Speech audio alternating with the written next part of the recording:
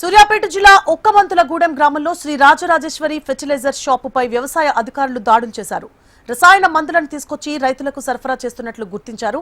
సుమారు 8 లక్షల రూపాయల విలువగల మందులను స్వాధీనం చేసుకుని సీజ్ చేశామని డివిజన్ వ్యవసాయ అధికారి రవికుమార్ తెలిపారు. షాప్ యజమాని మేరెడ్డి సత్యనారాయణపై పోలీసులకు ఫిర్యాదు చేశామన్నారు.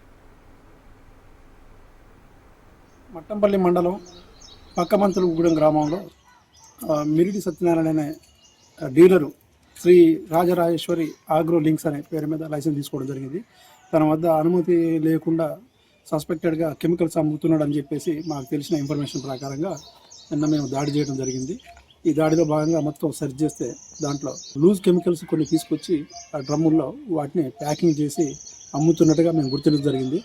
వాటిని సీజ్ చేసేసి పోలీసు వారికి కంప్లైంట్ ఇచ్చేసి దాని మీద చర్య తీసుకున్నాము. అలాగే తనకు లైసెన్స్ ఉన్నా కూడా కొన్ని నిబంధనలు పాటించకుండా కొన్ని కెమికల్స్ అమ్ముతున్నందుకు సుమారుగా 8 లక్షల రూపాయలు విలువ చేసే కెమికల్స్ని కూడా సీజ్ చేసి చట్టరీత్యా చర్య తీసుకోవడానికి మా డిపార్ట్మెంట్ చేస్తుంది.